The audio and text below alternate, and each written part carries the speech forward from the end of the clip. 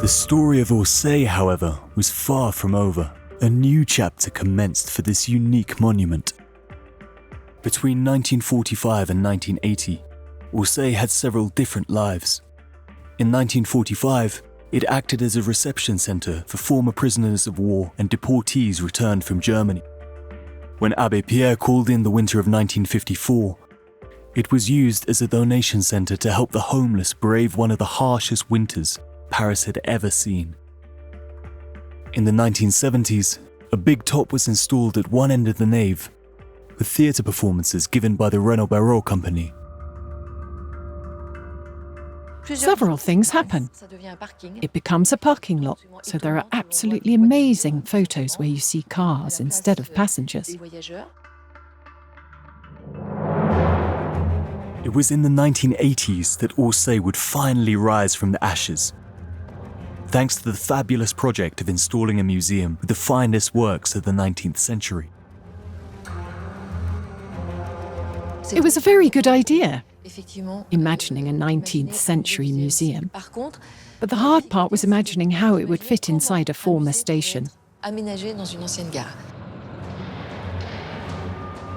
After the construction of a mythical station on the site of a former ruined palace, the monument was gearing up for another metamorphosis.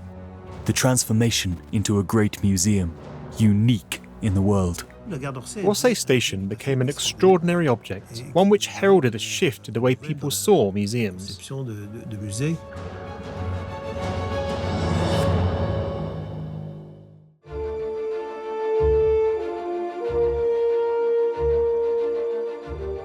Since its opening in 1986, the Musée d'Orsay has seen almost 100 million visitors come and go. With its masterpieces by Van Gogh and by Gauguin, it is one of the most famous museums in the world. The Musée d'Orsay was an artistic creation during the second half of the 19th century and the beginning of the 20th in all its forms. Painting, sculpture, the decorative arts, Impressionist masterpieces, cinema too. How was this former station transformed into a high-tech monument worthy of the treasures it protects? It was a bold gamble. For in the 1970s, Orsay was an abandoned monument. The spaces were very dirty, very damaged. It was an abandoned station. At that time, there was absolutely no awareness of any architectural interest in the station itself. It was seen as old-fashioned, belonging to the 19th century. But in 1972, the idea of an entirely new museum took shape at the Direction des Musées de France. It would exhibit works of art from the late 19th and early 20th centuries. This station, typical of La Belle Époque, would establish itself as a showcase of choice. We're really dealing with a fairly unique case on the museum scene, home and abroad. There is a total harmony between the building, a station built for the Paris Exposition of 1900, and the collections. An architectural competition was launched in 1978. Contrary to expectations, the winning project is that of a team of 3 young architects: Pierre Colboc, Renaud Baudon, and Jean-Paul Philippon. When you win a competition like that and you're young, you're on a little cloud, and then you think, we'll have to deliver. The team was extremely smart and said, hang on, let's start from the station's qualities. In particular, this big nave. Orsay Station then became not something cumbersome to be accommodated, but on the contrary, the mainspring of the museum. The strength of the young architect's project was to reinterpret the station while respecting its structure. The work began in 1980, and more than 80 years after its construction, the monument's fabulous metal structure was once again laid bare.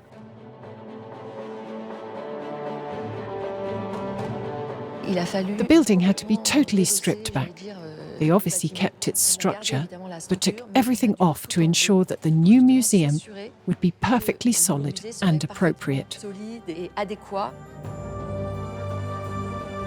Many elements that were too badly damaged were restored to their original state, like the god Mercury who overlooks the large glass roof, or the paintings that adorn the ceilings of the reception spaces. The salle de fête was re-gilded in gold leaf to give the monument all of its 1900 luster.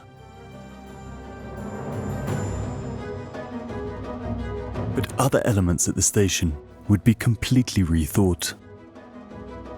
The biggest challenges obviously concerned our position in relation to the station. What do we keep? What don't we keep?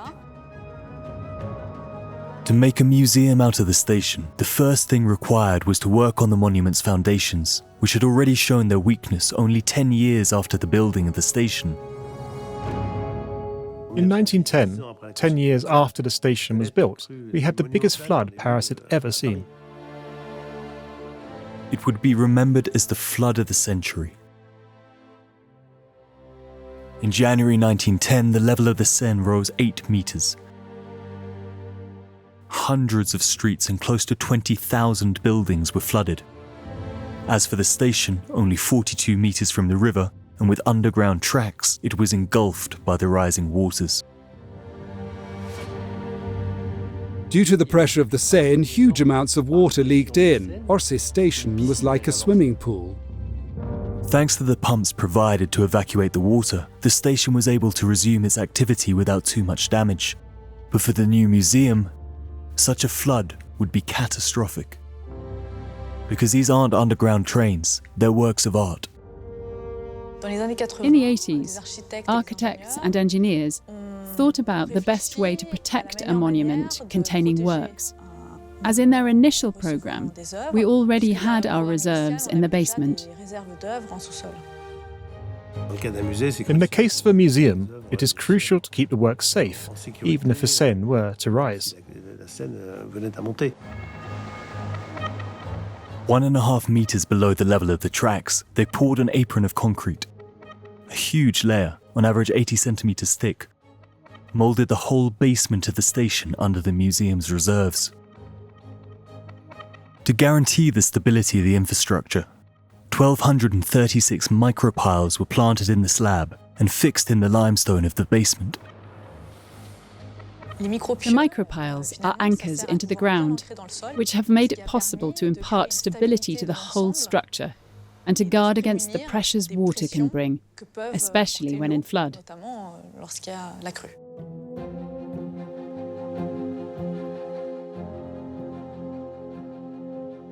In addition to the foundations, the museum architects would also review the configuration of the monument to manage the influx of people. In the station's time, the traveller entered by the facade on the Seine and left behind the clock by the arrival canopy. Entering a museum from the river on this very broad facade in the wind seemed out of the question. So we simply invert the operating system. Instead of entering on the riverside, we enter by the arrival canopy. That was probably one of the strong points. You can feel it today. It's great to have that perspective when you enter.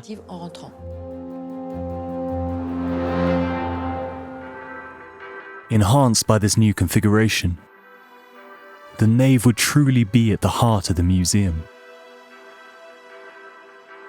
In place of the tracks, the architects created an interior street lined with mezzanines, climbing upward in successive steps. We progress like this, slowly, seeing works on either side. We had these walls re-emerge symbolically, if you will, in the direction of the tracks.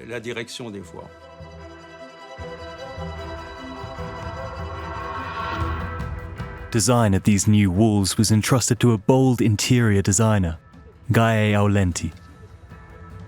She designed geometric shapes that stand out from the rest of the station, thanks also to the material used, boxy stone, an amber yellow limestone produced in Burgundy.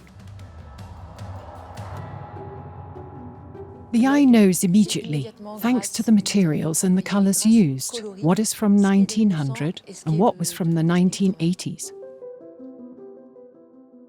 The entire space of the nave and the Great Hall is thus transformed into exhibition rooms. But once again in its history, the monument lacked space. The station floors represented an available surface of 30,000 metres squared. An extra 13,000 metres squared were required to exhibit the museum's greatest treasures, the Impressionist masterpieces of Renoir and Monet.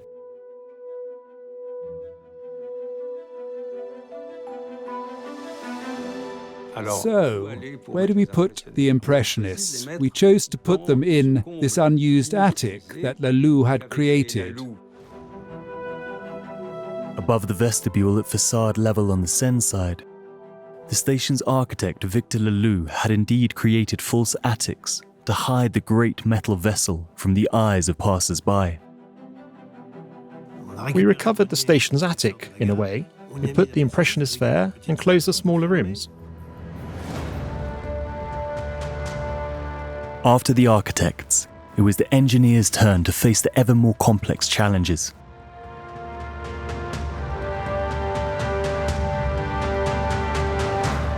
For the station's metamorphosis to be truly successful, they would need to innovate to resolve the problems linked to the superstructure itself.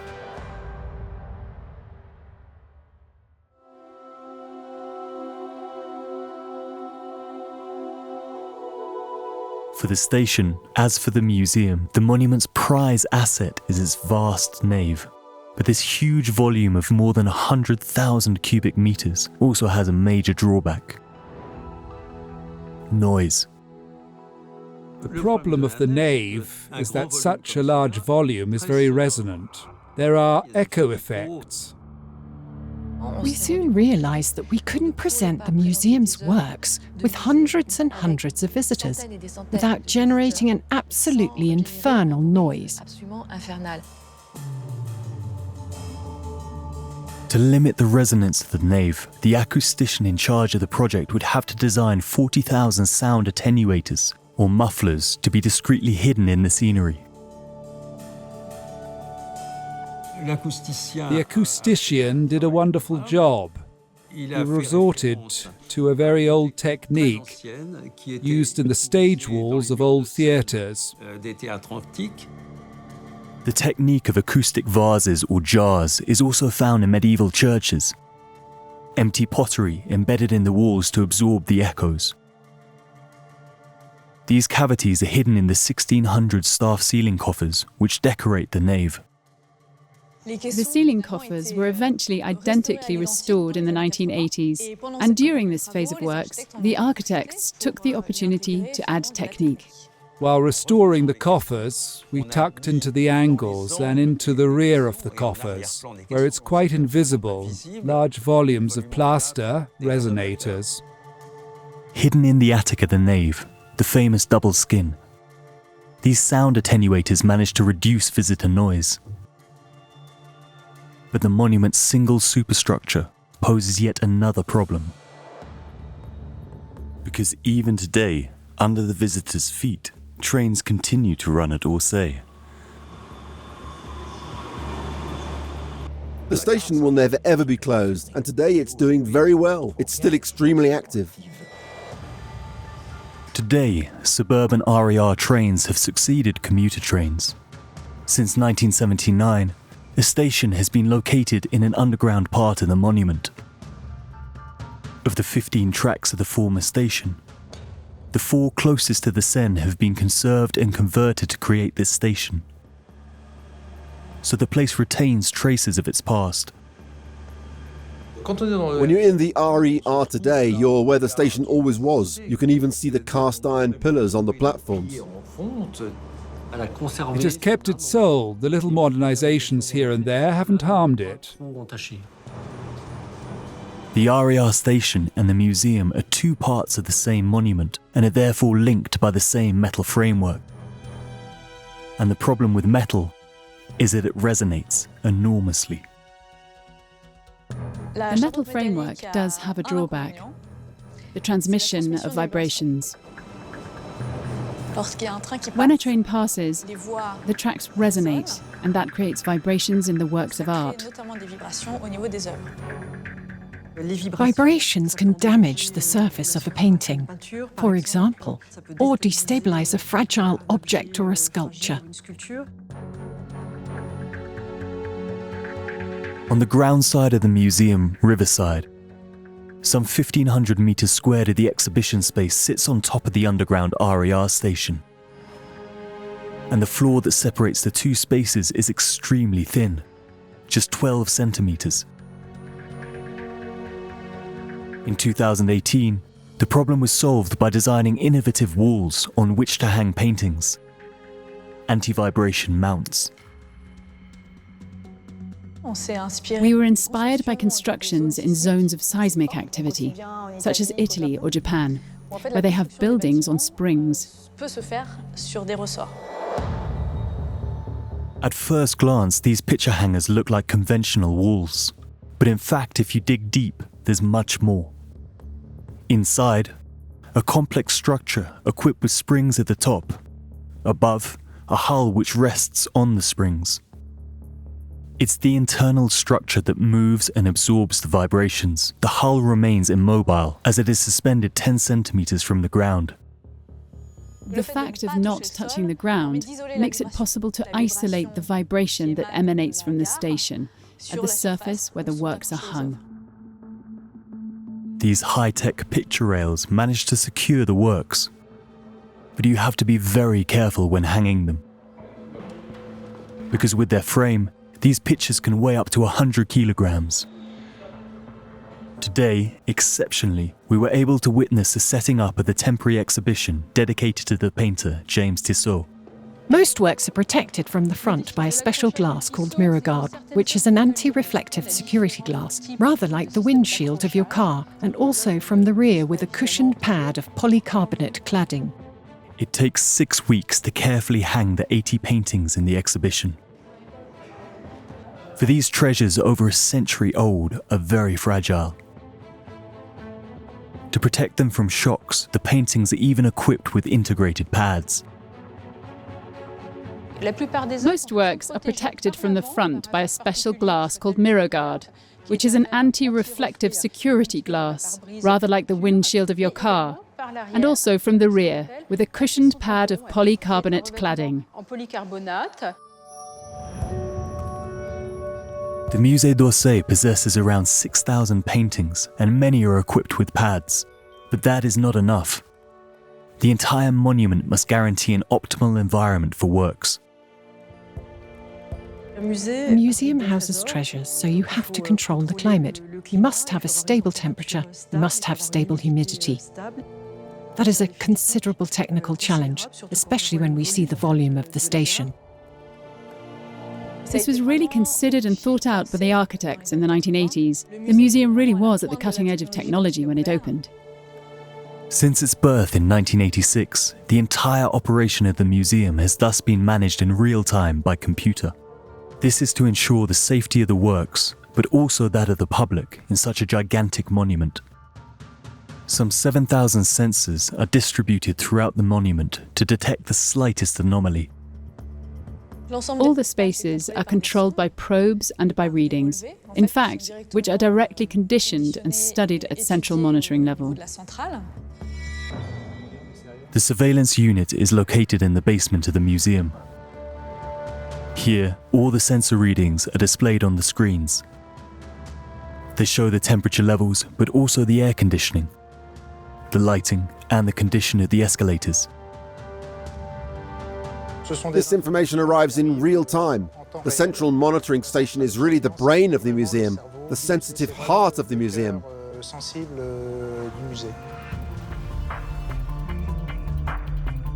These screens are the visible face of a centralized avant-garde system where everything is managed by powerful computer units, automata. In the museum basements, they remotely control a vast network of technical installations with no fewer than 30 air conditioning units, capable of ensuring an airflow of 620,000 cubic meters per hour. The automaton will process this information and will make it possible to send commands. For example, open or close hot water valves, cold water valves. The computer system used in Orsay is far from typical for a conventional museum. It is more like that of an advanced industrial building. And when it was inaugurated in 1986, the monument was already far ahead of its time. We only had this installation in 2 places in the world, here in Orsay, but also in Kourou, at the launch center for the Ariane rocket.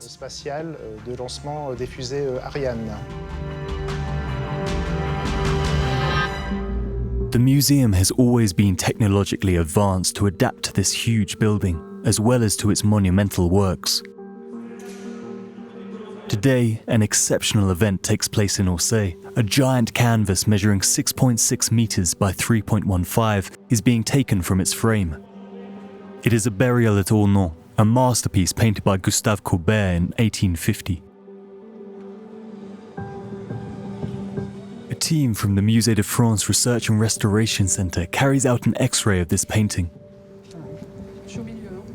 The extraordinary size of the canvas imposes a particular system. The painting's large size forced us to carry out our mission on the spot, which is relatively exceptional because most paintings come into our laboratory.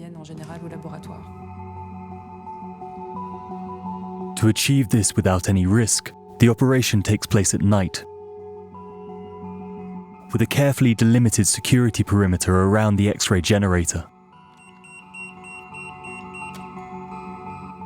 Working on a large format painting requires a lot of time because you can't do a single pass, you can't do an overall X-ray. It took 51 shots to reconstruct the whole of this painting. X-rays then make it possible to reveal the invisible, the real state of the canvas, or even the painter's secrets. We have lots of new information that we had no idea was there until we did this X-ray. Closer to the latest technological advances, the museum is in constant flux, with collections continuing to grow richer each year, and a monument that constantly adapts, the better to enhance them. Since the Musée d'Orsay opened in 1986, it has constantly evolved and is constantly evolving, like a living organism. Once again, the Musée d'Orsay is not done with its multiple metamorphoses.